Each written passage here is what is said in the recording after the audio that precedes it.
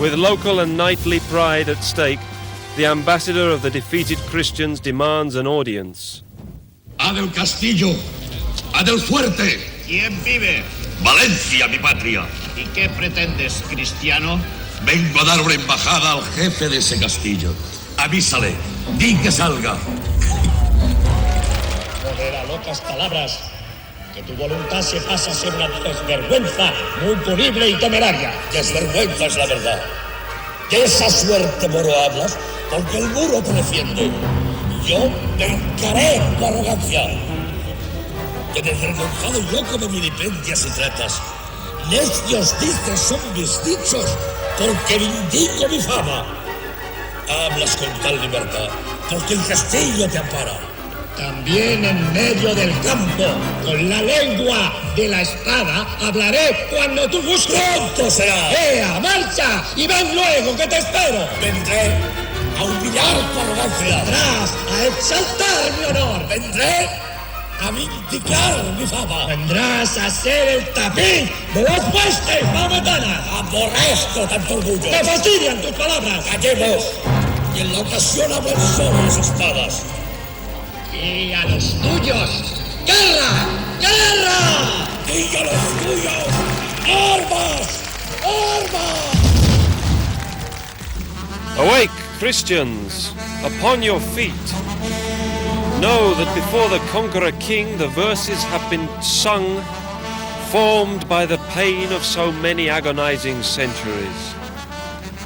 And 40 men on horseback have ridden the trail to settle without any baseness the affront that Al-Afraq has served with such villainy. An overwhelming presence appears forth.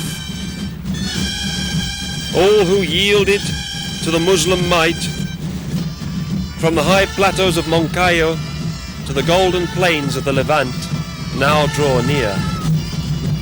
His Majesty King James too is arriving.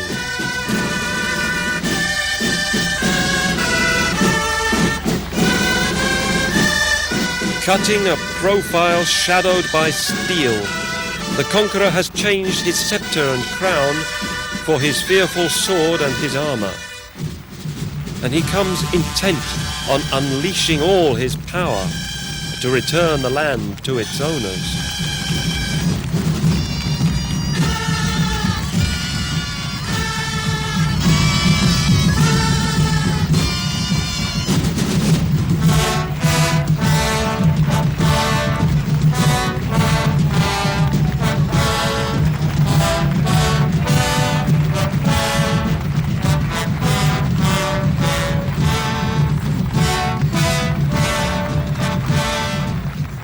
This is the tribute the people of Alcoy offer to he who they recognize as the liberator of these lands.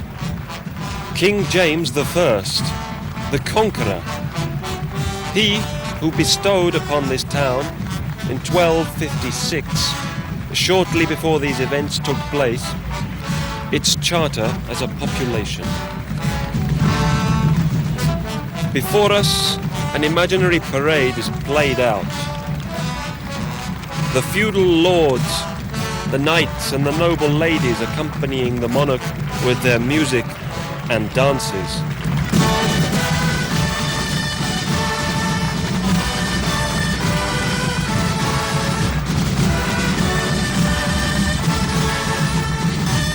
An austere court was the spirit of the age.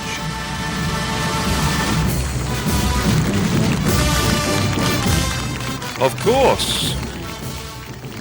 The power of its weaponry, transformed in the design of these exotic platoons, full of colour and pomp. It's a particularly Alcoyan art, almost innate, in which the fantasy of primitive warrior kings is created and brought to life. Every display being granted a refinement and a touch of the Baroque, no less than the occasion merits.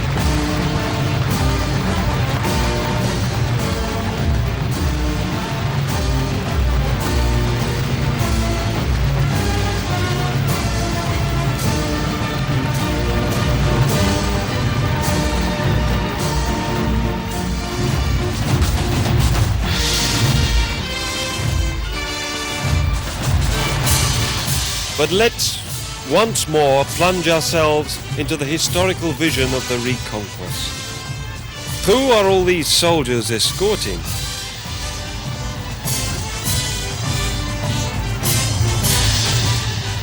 According to the correct denomination of the fiesta, the Christian captain. Well, he could symbolize King James I himself, but he may also represent Don Pelayo or Fernan González, or even Pedro II of Aragon, he of the mountain plains of Tolosa, the father of the Valencian king. All of them authors of the Reconquest, and for this the Alcoyans reify all those crusaders.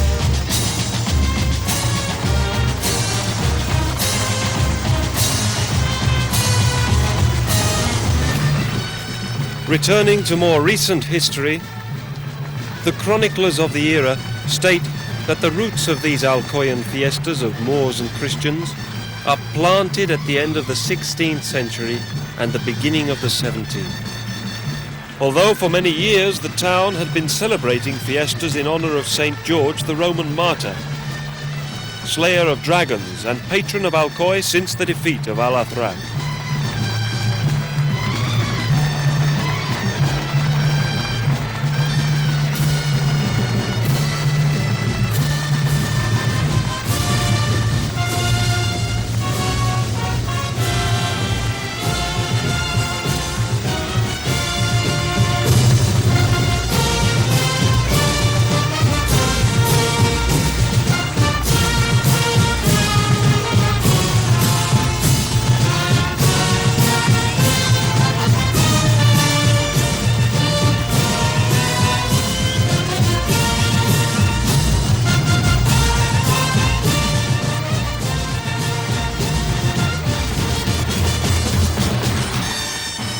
When, in 1609, Felipe II expels the last remaining Muslims from Spain, some Alcoyans take to dressing in Saracen attire to represent the Moorish population in fiestas.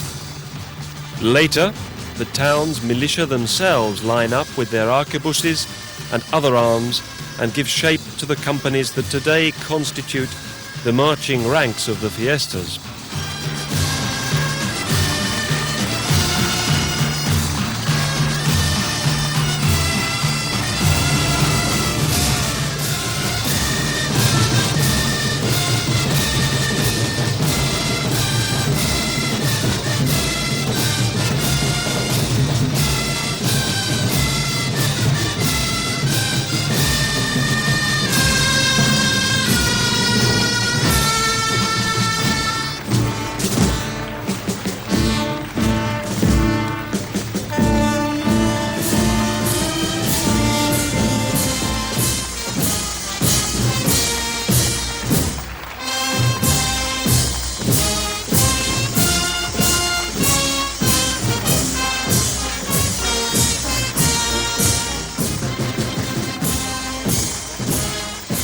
We have contemplated armies and troops with a medieval flavour, such as the Guzmans, the Asturians, the Fides or the Navarrese, and others with less historic names, such as the Labourers or Andalusians.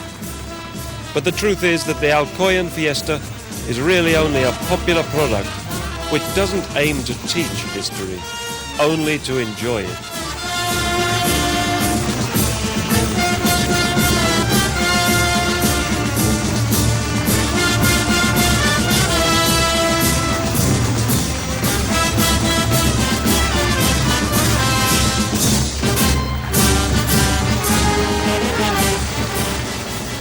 But we can return to the times of the Reconquest with these troops carrying the quadruple-striped shields of the Crown of Aragon.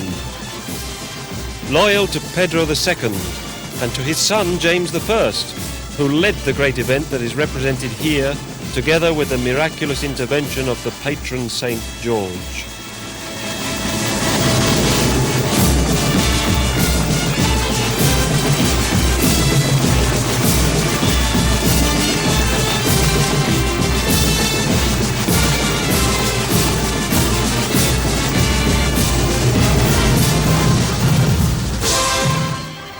And obviously, this special date couldn't do without the very inhabitants of this town. Those who so bravely defended it to defy all attempts by the Moor commander Al-Athrak at occupation. The valiant Alcodians, legendary witnesses of these prodigious feats.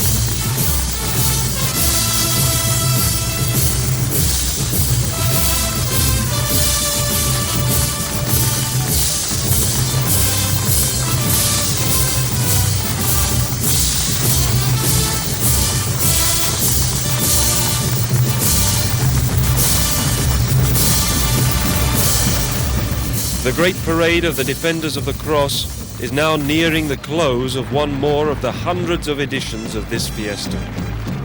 The moment of the fantastic entourage of Alferez.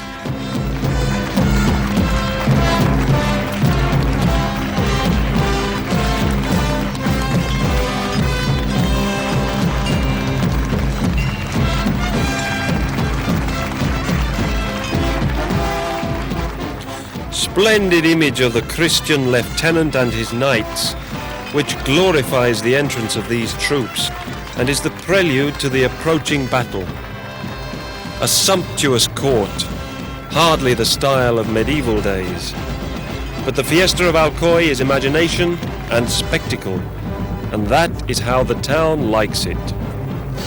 Iris, diamantine kaleidoscope, a prism where colors collide and multiply.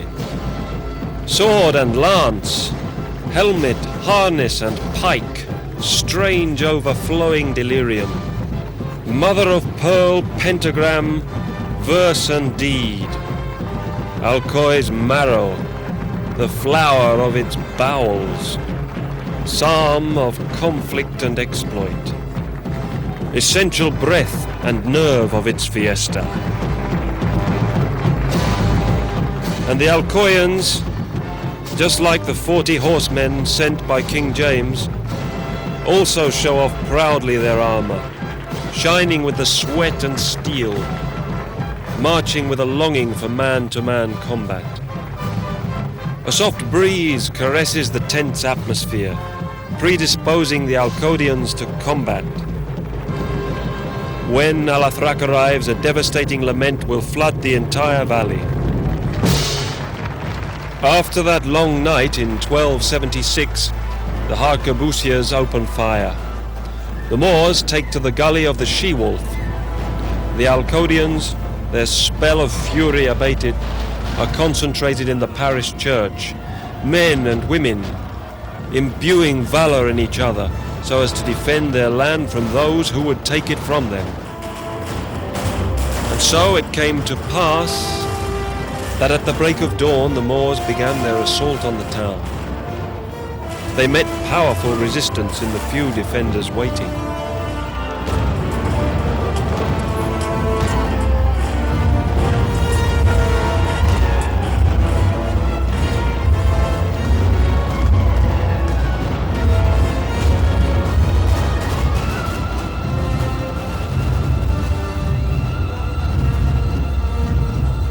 But with the abetment of a saintly knight, who was seen to appear above the town walls upon a spirited white horse, a red cross upon his breast, a figure firing arrows, the casualties among the Moors became noticeably greater. The Christians, launching themselves so bravely into the breach, soon killed a great number of the enemy, among them the cunning general Al-Athrak. Yes, the Alcodians came out victorious, owing, according to the chronicles, to the triumph of the saintly knight they had seen above the walls, to whom they gave the name Wali.